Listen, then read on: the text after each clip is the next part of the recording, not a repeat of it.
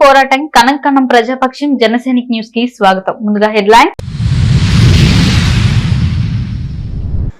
రాష్ట్రంలో మేమెంత, రాజ్యాధికారంలో మాకెంత, బీసీల అభివృద్ధి అభ్యున్నతికి పార్టీలు కులాలకు అతీతంగా నాయకులందరూ సహకరించాలి. బీసీ కుల జనగణన రౌండ్ టేబుల్ సమావేశంలో వక్తలు, వాల్మీకి సంఘ నేతలకు అభినందనల వెల్లువ. మదనపల్లెలో దొంగల దోపిడీ, విజృంభిస్తున్న దొంగలు స్వైర విహారం. ఫారెన్సిక్ మరియు స్పెషల్ టీంలతో ప్రారంభమైన మదనపల్లె పోలీసుల వేట. నేరగాళ్లకు రాజకీయ అండ ఉందా అనే అనుమానాలు వ్యక్తం చేస్తున్న పౌర సమాజం. రాయల కిల్లా తిరుపతి, బలిజ యాదవ ఓవైపు, రెడ్డి మైనార్టీ మరోవైపు. ఈ మారు సమీకరణాలు సంక్లిష్టం. గెలుపు కోసం ప్రధాన పార్టీల హోరాహోరీ. పవన్ కళ్యాణ్ అయితే గెలుపు పక్కా. తెలంగాణ ఎన్నికల్లో దుమ్ము రేపుతున్న బర్రెలక్క. సోషల్ మీడియా ద్వారా దేశవ్యాప్త గుర్తింపు. ప్రధాన పార్టీలకు పగలే చుక్కలు చూపిస్తున్న ధీర వనిత. యువతకు మార్గదర్శిగా నిలుస్తున్న బర్రెలక్క రాజకీయ పోరాటం. ధనస్వామ్యానికి సవాల్ విసురుతూ ప్రజాస్వామ్య గెలుపుకే ఆమె పరుగు అంటున్న మేధావులు. ఇక డీటెయిల్స్ చూస్తే, political power is the master key అంటారు రాజ్యాంగ నిర్మాత డాక్టర్ బిఆర్ అంబేద్కర్. సరిగ్గా ఇదే స్ఫూర్తితో తెలంగాణ ఎన్నికల బరిలో శాసనసభ అభ్యర్థిగా పోటీలో నిలిచిన ఒక సామాన్య నిరుపేద దళిత యువతి దేశవ్యాప్తంగా సంచలనానికి కేంద్ర బిందువు అయింది. ప్రస్తుతం మన దేశ ఎన్నికలలో ధన ప్రభావం అధికంగా ఉన్నది. ప్రధాన పార్టీలు డబ్బున్న వ్యక్తులను మాత్రమే ఎన్నికల బరిలో నిలుపుతున్నాయి. ఇలాంటి పరిస్థితుల్లో కూడా రాజ్యాంగ నిర్మాతలు ఆశించిన విధంగా తమ సమస్యల సాధనకు అధికారమే పరిష్కారంగా భావించి ఎన్నికల్లో పోటీ చేయడం ద్వారా ప్రపంచాన్ని ఆకర్షించిన యువతి కర్నే శిరీష అలియాస్ బర్రెలక్క. ఎన్నికల్లో పోటీ చేసేందుకు డిపాజిట్ డబ్బులు కూడా లేని ఒక యువతి ఎన్నికల్లో ఎంతో తెగువతో నిలబడడం అంటే ప్రజాస్వామ్యం పరిఢవిల్లడమే.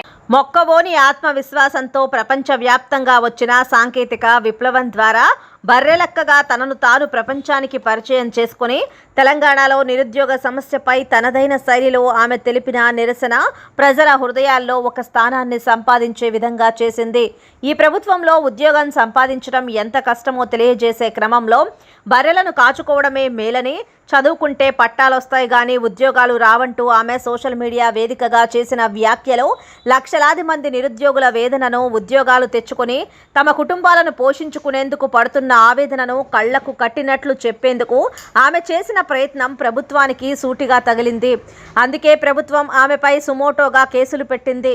గోరు చుట్టుపై రోకలిపోటులా నిరుపేద నేపథ్యంతో తినడానికే తిండి లేని ఆ కుటుంబం ప్రభుత్వ కేసులతో సతమతమైంది. కానీ పట్టుదల, మొక్కవోని ఆత్మవిశ్వాసంతో అన్నింటినీ అధిగమించి డాక్టర్ బిఆర్ అంబేద్కర్ చూపిన మార్గంలో ఓటును వజ్రాయుధంగా, అధికారాన్ని ప్రభుత్వాలపై ఎక్కుపెట్టే రామబాణంగా భావించి ఆ యువతి ఎన్నికల్లో పోటీ చేయాలనే సాహసోపేతమైన నిర్ణయం తీసుకుంది. ప్రజాస్వామ్యవాదుల మన్ననలను అందుకుంది. ఒక జనరల్ నియోజకవర్గంలో వందల కోట్ల రూపాయలను వెచ్చించి గెలిపే పరమావధిగా పోటీ పడుతున్న అభ్యర్థుల మధ్య ఒక దళిత నిరుపేద యువతి పోటీకి సై అనడం అంటే ఇది నిజంగా ప్రజాస్వామ్య గొప్పతనమే అని చెప్పాలి. నవంబర్ 26న డాక్టర్ బాబాసాహెబ్ అంబేద్కర్ రచించిన రాజ్యాంగం ఆమోదించుకుని 74 సంవత్సరాలు పూర్తి చేసుకున్న సందర్భంగా మదనపల్లెలో రాజ్యాంగ దినోత్సవ వేడుకలు ఘనంగా నిర్వహించారు. రాజ్యాంగం యొక్క గొప్పతనాన్ని ఈ సందర్భంగా ఆత్మావలోకనం చేసుకున్నారు. భారతదేశంలోని అనేక ప్రాంతాలు, అనేక భాషలు, అనేక కులాలు, మతాలను ఉమ్మడిగా ఉంచుతోంది రాజ్యాంగమేనని శ్లాఘించారు. ఈ సందర్భంగా సురేంద్ర యాదవ్ మాట్లాడుతూ రాజ్యాంగ రక్షణ బాధ్యత ప్రతి ఒక్కరిపై ఉందని గుర్తు చేశారు. పాలక ప్రభుత్వాలు ప్రజల హక్కులను హరించేలా వ్యవహరించరాదని హితవు పలికారు. రాజ్యాంగ నిర్మాతలు దూరదృష్టితో సామాన్యులకు అందుబాటులో ఉండేలా చట్టాలను రూపొందించారని కొనియాడారు. ఈ కార్యక్రమంలో రాజంపేట పార్లమెంటు బీసీసీఎల్ అధ్యక్షులు పి సురేంద్ర యాదవ్, కోన భాస్కర్, సిపిఐ నియోజకవర్గం కార్యదర్శి మురళి, విద్యార్థి విభాగం స్టేట్ కార్యదర్శి Sivareddy, minority TDP Khan, BCCL కార్యదర్శి నాగేంద్ర యాదవ్, ప్రశాంత్ రెడ్డి, శేఖర్, శ్రీనివాసులు, రాజ్ కుమార్ తదితరులు పాల్గొన్నారు. డ్రాఫ్ట్ తయారు చేసినటువంటి డాక్టర్ బిఆర్ అంబేద్కర్ గారు గత 80 సంవత్సరాలు దగ్గర ఆస్తున్నా కూడా దేశంలో అణగారిన వర్గాలు కావచ్చు, బడుగు బలహీన వర్గాలు కావచ్చు, దేశంలో ఈరోజు అందరికీ కూడా సంపద అందుతా ఉంటే ఆ రోజు డాక్టర్ బిఆర్ అంబేద్కర్ రాసినటువంటి రాజ్యాంగ ఫలాలని చెప్పేసి సందర్భంగా తెలియజేస్తున్నాం.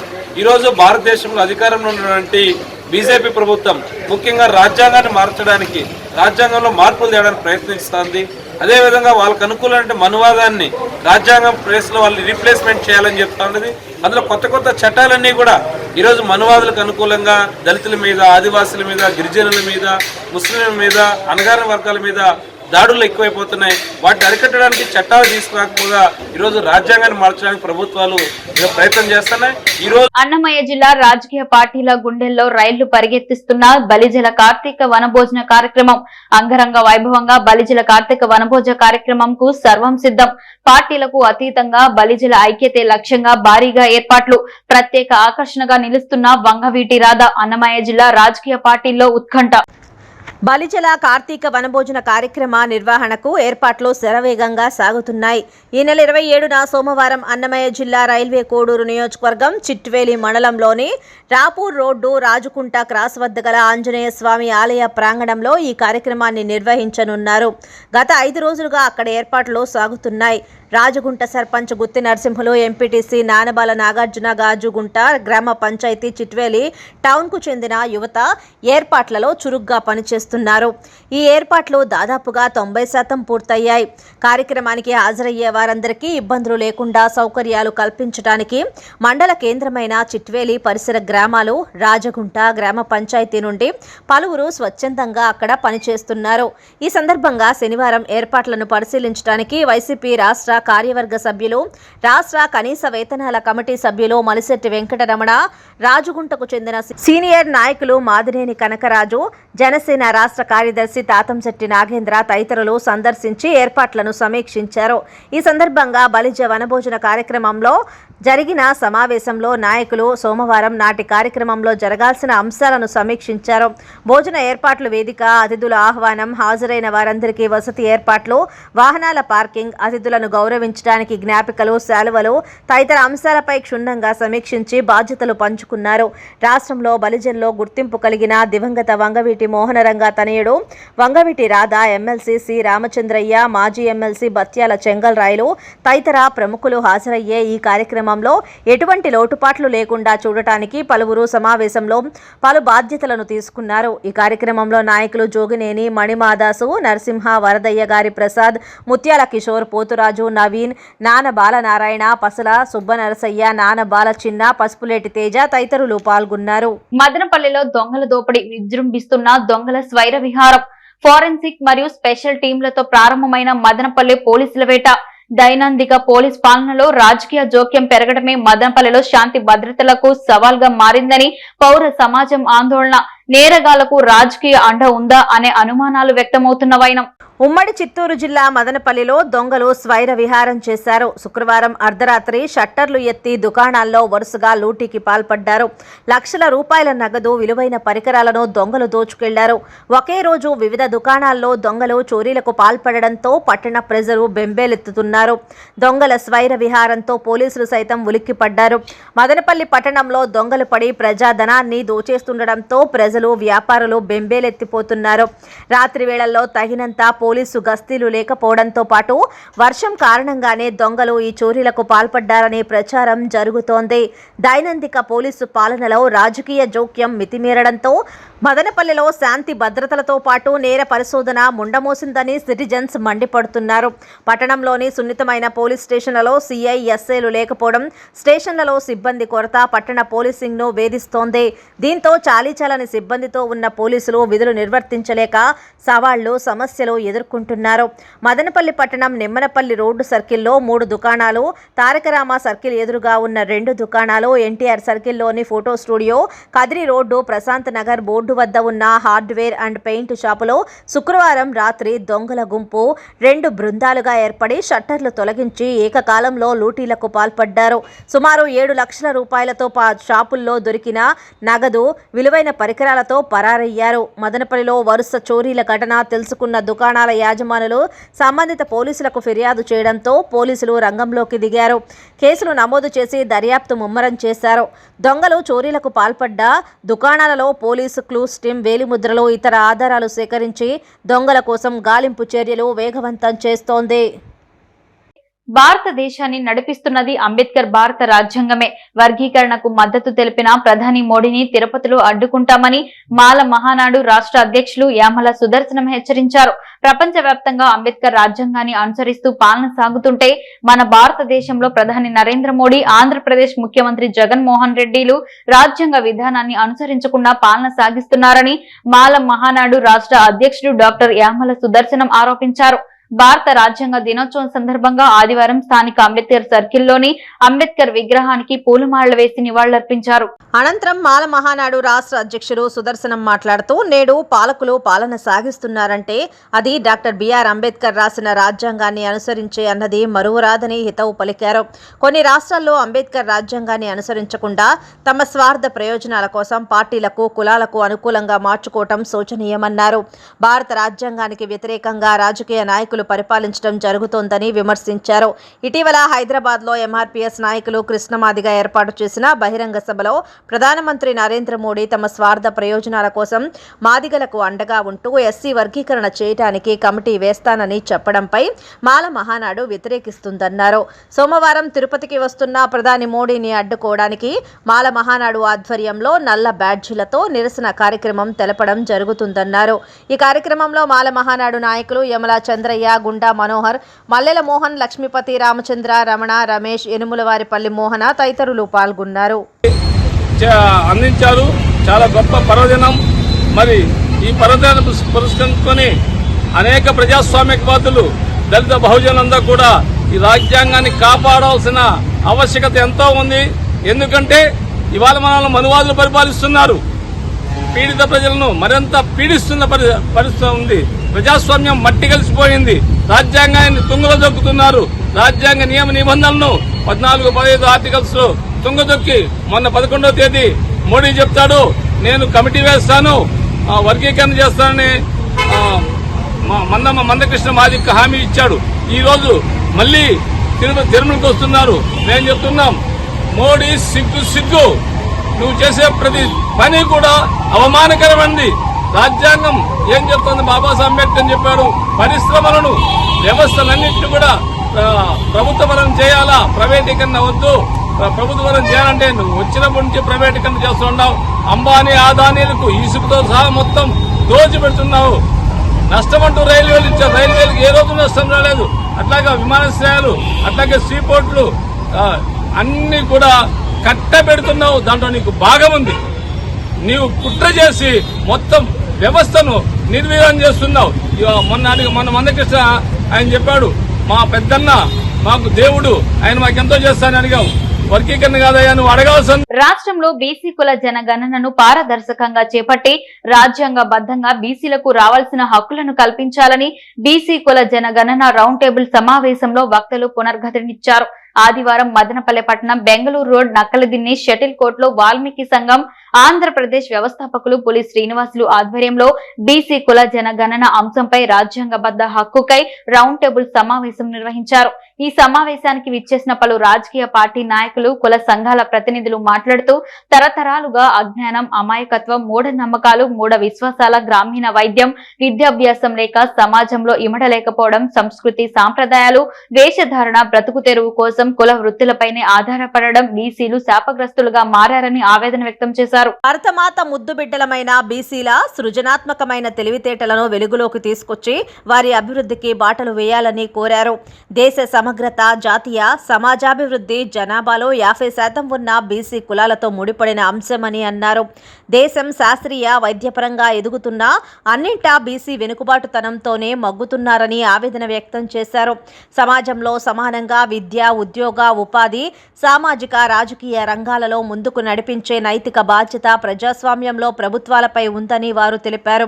ఈ విషయాలన్నింటినీ సమగ్రంగా చర్చించి ప్రభుత్వాల దృష్టికి తీసుకుని వెళ్లాలని నిర్ణయించారు. జనసేన రాయలసీమ కో కన్వీనర్ రామ్దాస్ చౌదరి, ఉమ్మడి చిత్తూరు జిల్లా ప్రధాన కార్యదర్శి Jangala Sivaram, Telugudesam party Rajampet parliament general secretary Doraswamy Naidu, Telugudesam నాయకులు ఆర్జే వెంకటేష్, కాంగ్రెస్ పార్టీ నాయకులు Reddy Saheb, social media Mohammed Rafi, Sevadal president Sheikh Mohammed Ali, Bharatiya Ambedkar Sena Lakshminarayana, Reddappa, బహుజన సేవా వ్యవస్థాపకులు చందు, అఖిల భారత బంజారా అన్నమయ్య జిల్లా అధ్యక్షులు అమరేంద్ర నాయక్, బీసీవై పార్టీ రమేష్ యాదవ్, ఈడిగ సంఘం అధ్యక్షులు కె కృష్ణప్ప, భీమ్ సేఫ్ అధ్యక్షులు చిట్టిబాబు, వాల్మీకి సంఘం ఉపాధ్యక్షులు సద్దల జయసింహ, మదనపల్లి టౌన్ అధ్యక్షులు వలసల మంజునాథ్, అరవ నిర్మలమ్మ, నాయని జగదీష్, అడపా సురేంద్ర, కె రెడ్డమ్మ, గజ్జల రెడ్డప్ప, దేవ, మునగమాను రెడ్డి శేఖర్ తదితరులు పాల్గొన్నారు.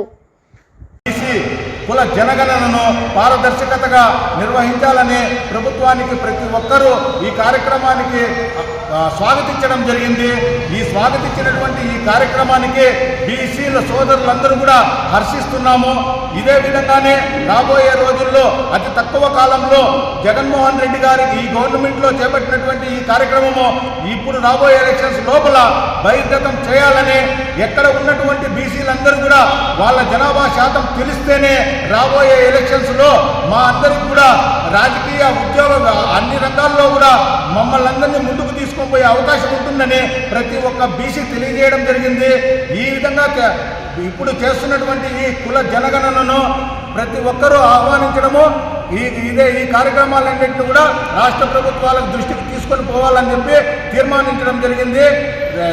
జగన్మోహన్ రెడ్డి గారు బీసీల ఎక్కువ శాతం ఉన్నారు కాబట్టి రాబోయే రోజుల్లో బీసీలకు పెద్ద పీట వేయాలి. ఉద్యమాలు జరిగినాయి. ఈ రోజుకి కూడా వాళ్ళకు న్యాయం జరగలేదు. కానీ ఇంతకుముందు ప్రభుత్వంలో అసెంబ్లీలో చంద్రబాబు నాయుడు గారి అధ్యక్షతన తీర్మానం చేసి వాల్మీకిని ఎస్టీలో చేర్చాలని పార్లమెంట్కి పంపించడం జరిగింది. అది అక్కడ పెండింగ్లో ఉంది. సరే, ఇక కులగణన విషయానికి వస్తే ఇది ఎందుకు చెప్పి ఈ కులగణన దాని ఆవశ్యకత ఏంటంటే, ఇప్పుడు ఇక్కడ మనమంతా ఒక 100 మంది చేరుతాం. 100 మంది చేరినప్పుడు బాబాసాహెబ్ అంబేద్కర్ గారు ఏం చెప్పారంటే, ఈ సమాజంలో వారి జనాభా నిష్పత్తి ప్రకారము వాళ్లకు రావాల్సిన రాజకీయ, సామాజిక, విద్య, వైద్య జనాభా ఉన్నప్పుడు వాళ్ళకి తీసుకున్న నిర్ణయం తర్వాత రానున్నాడు మళ్ళీ దీన్ని మొబ్బు పెట్టేసి అప్పుడున్న ప్రధానమంత్రి ఇందిరాగాంధీ ఒక పీఠిక కమిటీ చేసింది. అంటే విదేశంలో కమిటీ అప్పుడు ఉంది. ఆ కమిటీ ద్వారా ఆ నివేదిక చేస్తే ఇప్పుడే ఉన్న ఈ కులాలకు ఇంత జనాభా ఉన్న బీసీలు వీళ్లకు ఆర్థిక సందర్భంలో అప్పుడు ఆ కమిటీ నివేదికలు ఎక్కడో పక్కన పెట్టేయగలిగింది. తర్వాత రాజాపు వల్ల కోర్టు పోవడంలో ఈ పైన యుద్ధం చేయడం జరిగింది. ఇప్పుడున్న పరిస్థితుల్లో కుల గణన రౌండ్ టేబుల్ సమావేశం చేసిన అందరికీ కూడా హృదయపూర్వక నమస్కారాలు. ఈరోజు రాజ్యాంగ దినోత్సవము నవంబర్ 26వ తేదీ నాడు రాజ్యాంగం ప్రతులను ప్రభుత్వానికి స్వాధీనం చేసిన రోజు రాజ్యాంగ దినోత్సవ శుభాకాంక్షలు తెలియజేస్తున్నాం. ఈరోజు కుల గణన, బీసీ కుల గణన జరపడానికి వైఎస్ఆర్ ప్రభుత్వం నవంబర్ 14వ తేదీన మంత్రి గారు ప్రకటించారు బీసీ కుల గణన చేస్తామని చెప్పి. దురదృష్టవశాత్తు మన దేశంలో, ముఖ్యంగా మన ఆంధ్రప్రదేశ్లో అడవుల్లో ఉన్నటువంటి పులులకు, అడవుల్లో ఉన్నటువంటి సింహాలకు కూడా గణాంకాలు ఉంటాయి. కానీ ఇక్కడ బీసీ కులాలకు గణాంకాలు లేకపోవడం. టీడీపీకి కంచుకోట లాంటి తిరుపతి నియోజకవర్గం అభ్యర్థి విషయంలో ఆ పార్టీ అధినేత ఆచితూచి అడుగులు వేస్తున్నారు. కులం, డబ్బు, పేరు, పోరాట పటిమ ఉన్న వ్యక్తి కోసం సర్వే చేస్తున్నారు. ఈసారి ఇక్కడ గెలుపు ఖాయమన్న నమ్మకం ఉండటంతో పలువురు ఆశావహులు టికెట్ కోసం పోటీ పడుతున్నారు. అయితే 3 పేర్లు ప్రముఖంగా పరిశీలనలో ఉన్నట్లు తెలిసింది. తెదేపా ఆవిర్భావం నుండి ఇప్పటి వరకు 9 సార్లు జరిగిన సాధారణ 3 ఉప ఎన్నికల్లో మొత్తం 7 సార్లు బలిజ సామాజిక వర్గం అభ్యర్థులు గెలిచారు. 4 సార్లు రెడ్లు, 1 సారి కమ్మ సామాజిక వర్గం వారు విజేతలుగా నిలిచారు. పార్టీల పరంగా చూస్తే 7 సార్లు టీడీపీ, 3 సార్లు కాంగ్రెస్, 2 సార్లు వైసీపీ అభ్యర్థులు విజయం సాధించారు. 1983 అసెంబ్లీ ఎన్నికల్లో పార్టీ వ్యవస్థాపక అధ్యక్షుడు ఎన్టీ రామారావు గుడివాడ, తిరుపతి 2 చోట్ల విజయం సాధించారు. తర్వాత ఆయన తిరుపతి స్థానానికి రాజీనామా చేయడంతో జరిగిన ఉప ఎన్నికల్లో కత్తుల శ్యామల విజయం సాధించారు. అయితే 1985, 1989 ఎన్నికల్లో కాంగ్రెస్ అభ్యర్థి ముబ్బు రామిరెడ్డి విజయం సాధించారు. 1994లో ఏ మోహన్, 1999లో చదలవాడ కృష్ణమూర్తి టీడీపీ టికెట్టుపై గెలిచారు. 2004లో కాంగ్రెస్ అభ్యర్థి ఎం వెంకటరమణ విజయం సాధించారు. 2009లో పీఆర్పీ అధినేత కె చిరంజీవి త్రిముఖ పోటీలో విజేతగా నిలిచారు. అయితే ఆయన రాజీనామా చేయడం వల్ల జరిగిన ఉప ఎన్నికల్లో వైసీపీ అభ్యర్థి భూమన కరుణాకర్ రెడ్డి గెలిచారు. 2014 ఎన్నికల్లో ఎం వెంకటరమణ టీడీపీ అభ్యర్థిగా పోటీ చేసి విజయం సాధించారు. ఆయన అకాల మరణం వల్ల 2015లో జరిగిన ఉప ఎన్నికల్లో ఆయన భార్య ఎం సుగుణమ్మ కాంగ్రెస్ అభ్యర్థి శ్రీదేవి మీద 1,16,000 మెజారిటీతో సాధించారు. ఆ ఎన్నికల్లో మానవతా దృష్టితో వైసీపీ పోటీ చేయలేదు. 2019 ఎన్నికల్లో టీడీపీ అభ్యర్థి సుగుణమ్మపై వైసీపీ అభ్యర్థి భూమన కరుణాకర్ రెడ్డి 708 ఓట్ల స్వల్ప తేడాతో గెలుపు సొంతం చేసుకున్నారు. తర్వాత జరిగిన నగర కార్పొరేషన్ ఎన్నికల్లో వైసీపీ అభ్యర్థి doctor BR Sirisha Yadav mayor అయ్యారు. మొత్తం 50 కార్పొరేట్ స్థానాల్లో 49 వైసీపీ కైవసం చేసుకోగా టీడీపీ ఒక్క స్థానం దక్కించుకుంది. ఈ నేపథ్యం పరిశీలిస్తే ఇక్కడ పార్టీల పరంగా టీడీపీ కులాల పరంగా బలిజ సామాజిక వర్గానికి అనుకూలంగా ఉంటుంది. అయితే టీడీపీకి బలమైన ఓటు బ్యాంకు అయిన యాదవ సామాజిక వర్గానికి చెందిన శిరీష వైసీపీ మేయర్గా ఉన్నారు. కరుణాకర్ రెడ్డి టీటీడీ పాలక మండలి అధ్యక్షునిగా, ఆయన కుమారుడు అభినయ్ రెడ్డి డిప్యూటీ మేయర్గా ఉన్నారు. దీంతో చంద్రబాబు అభ్యర్థి ఎంపిక విషయంలో ఆలోచనలో పడ్డారు. బలిజ అభ్యర్థిని ఎంపిక చేస్తే యాదవులు దూరం అవుతారని అనుమానిస్తున్నారు. యాదవ సామాజిక వర్గానికి టికెట్టు ఇస్తే బలిజ ఓటర్లలో చీలిక రావచ్చని భావిస్తున్నారు. రెడ్డి మీద రెడ్డిని పెడితే ఎలా ఉంటుందన్న అంశం పరిశీలిస్తున్నారు. ఈ నేపథ్యంలో 3 వర్గాల నుంచి 3 పేర్లు పరిశీలిస్తున్నట్లు తెలిసింది. ఇందులో మాజీ ఎమ్మెల్యే సుగుణమ్మ పేరు మొదటి వరుసలో ఉంది. ఆమె భర్త వెంకటరమణ 2 సార్లు, ఆమె ఒక్కసారి ఎమ్మెల్యేగా గెలిచారు. ఎన్నికల అనంతరం నియోజకవర్గం ఇన్ఛార్జి బాధ్యతలు నిర్వహిస్తున్నారు. ఇక పార్లమెంటు అధ్యక్షుడు గొల్లా నరసింహ యాదవ్ పేరు కూడా పరిశీలనలో ఉంది. ఆయన పార్టీ ఆవిర్భావం నుంచి నమ్మిన బంటులా పనిచేస్తున్నారు. గతంలో తుడా అధ్యక్షునిగా పనిచేశారు. పార్టీ కార్యక్రమాలను నిర్వహిస్తున్నారు. రెడ్డి సామాజిక వర్గం నుంచి రాష్ట్ర కార్యదర్శి సూరా సుధాకర్ రెడ్డి పేరు పరిశీలనలో ఉంది. ఆయన పార్టీ ప్రారంభం నుంచి ఉన్నారు. జిల్లా కార్యదర్శి, ఉపాధ్యక్షుడు, పరిశీలకుడు, రాష్ట్ర గ్రంథాలయ సంస్థ సభ్యునిగా బాధ్యతలు నిర్వహించారు. ఇదిలా ఉండగా మాజీ ఎమ్మెల్యే మోహన్, మాజీ Kapu corporation chairman Ooka Vijay Kumar, doctor Koduru Balasubrahmanyam, మాజీ town bank chairman Puligoru Muralikrishna Reddy, JB Srinivas తదితరులు టికెట్టు ఆశిస్తున్నారు. తిరుపతికి చెందిన రాష్ట్ర కార్యదర్శి మబ్బు దేవనారాయణ రెడ్డి పేరు కూడా పరిశీలనలో ఉన్నట్లు తెలుస్తోంది. క్షణక్షణం పోరాటం, కనకనం ప్రజాపక్షం. జనసైనిక్ న్యూస్ ఇంతటితో సమాప్తం. తిరిగి రేపటి బులెటిన్లో మళ్ళీ కలుసుకుందాం. అంతవరకు సెలవు. నమస్కారం.